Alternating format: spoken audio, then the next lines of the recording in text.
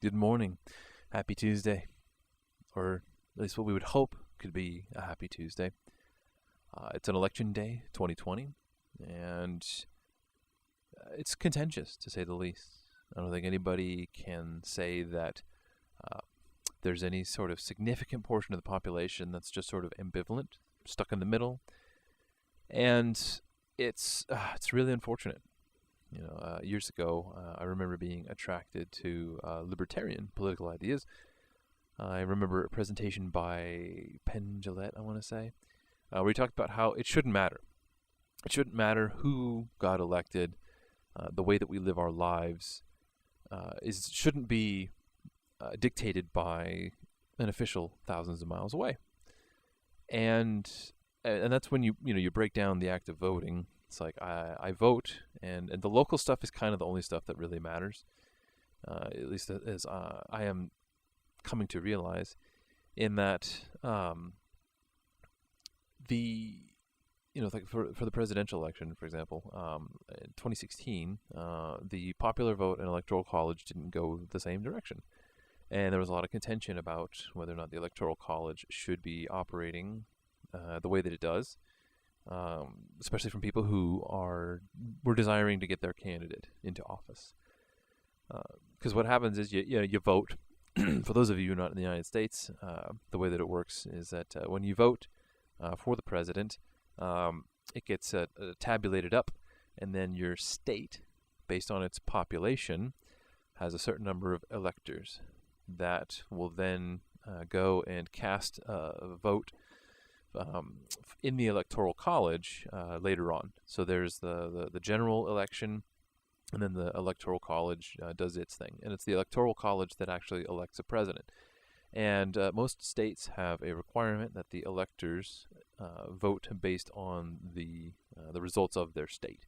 So, but there's not often a legal requirement to do so.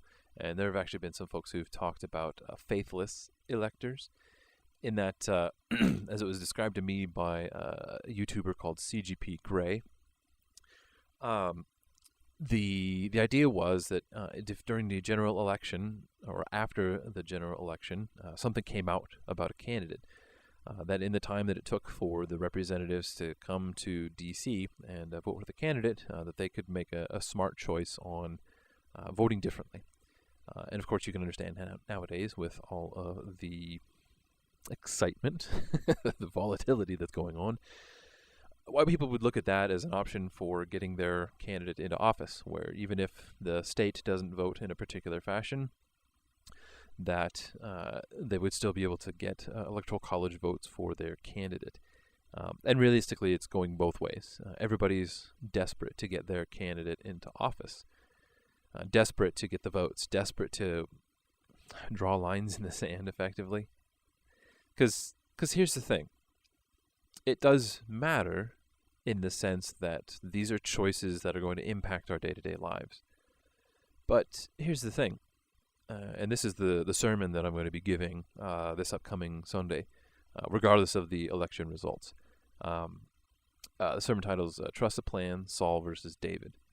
And it's about how there's a difference between the two men in the way that they related to God and the way that their behavior related to one another. In that Saul was the first king of Israel, appointed by God, and done so with regret and with resentment.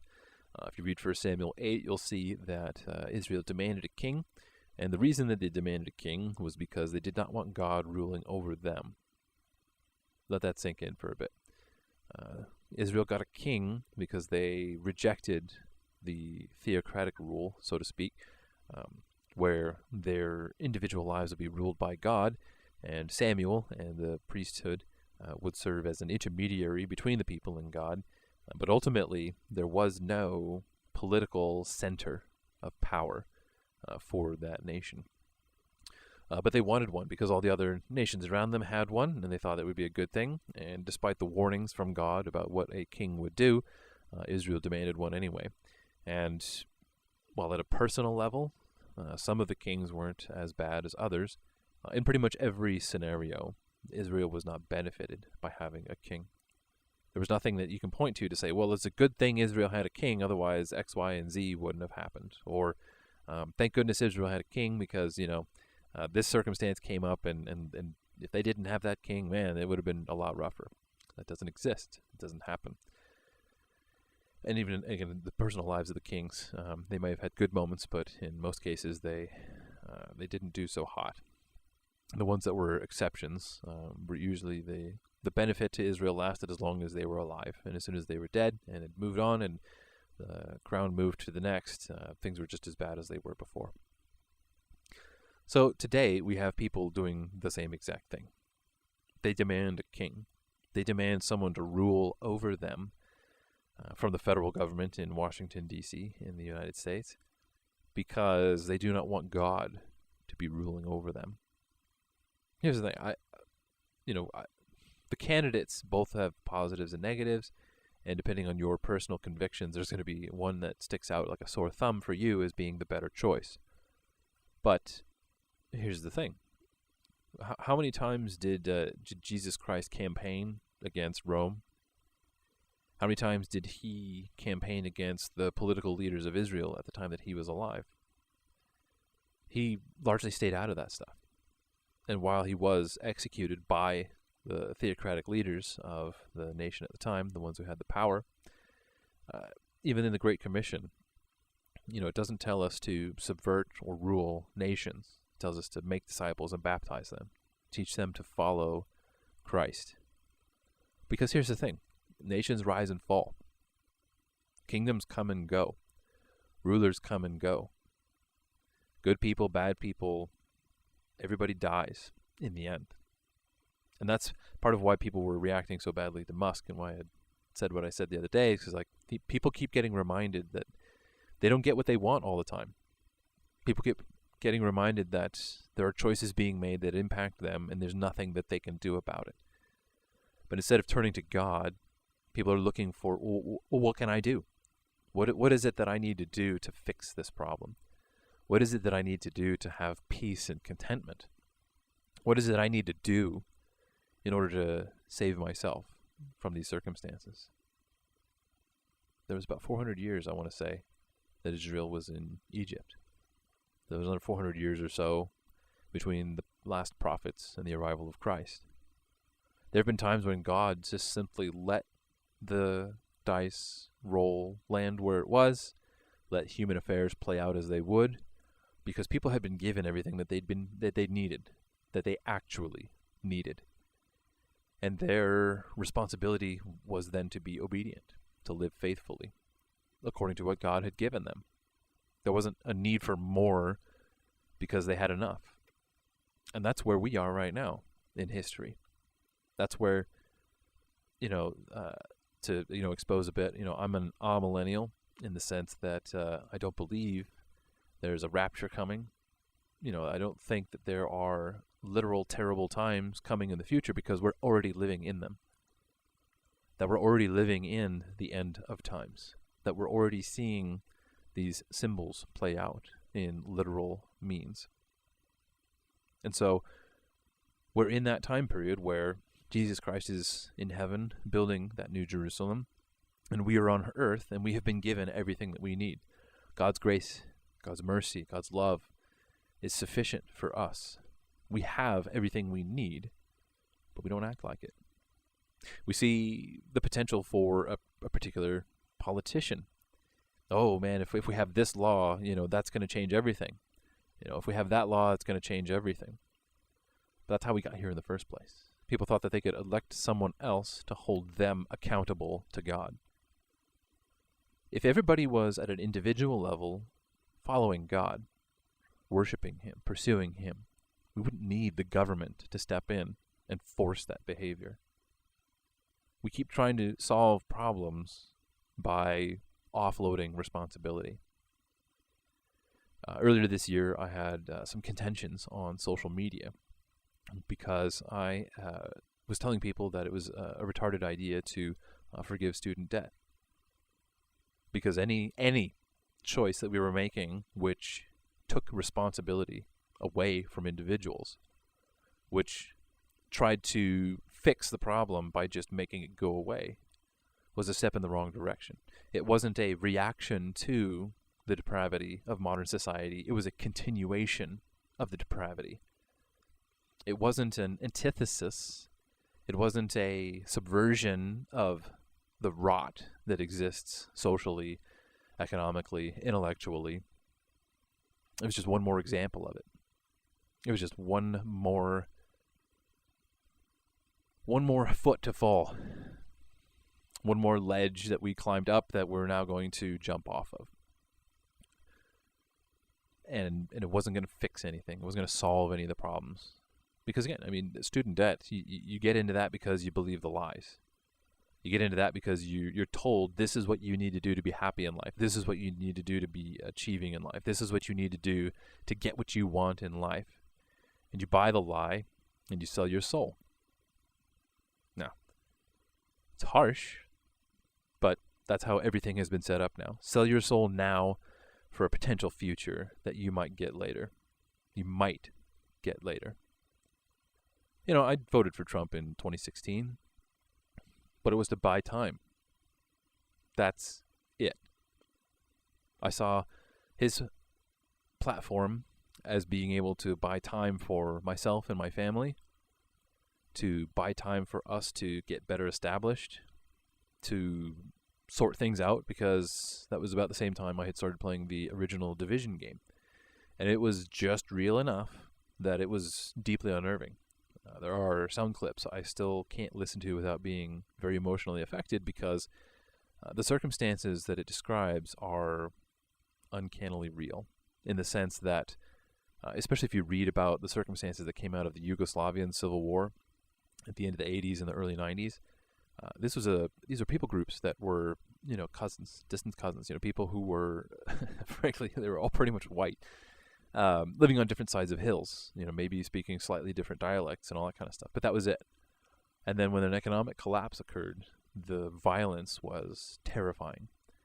And there are people who survived the event that you can read about.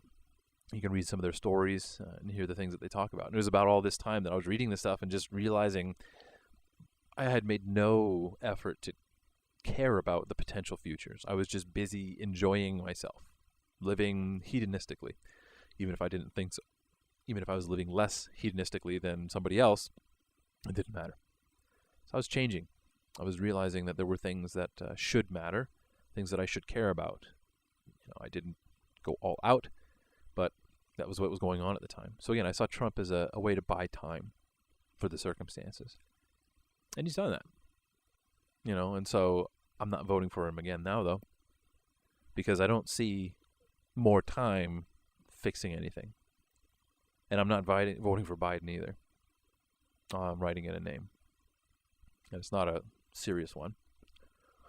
I'll vote legit on local politics. If I can get a local representative to be one party versus another, then great. But again, it's buying time. Because the problem that we have is spiritual. The problem that we have is not laws. It's the people that those laws are governing. We have a people problem. And we can't fix it through violence. We can't fix it through laws. We can't fix it through force.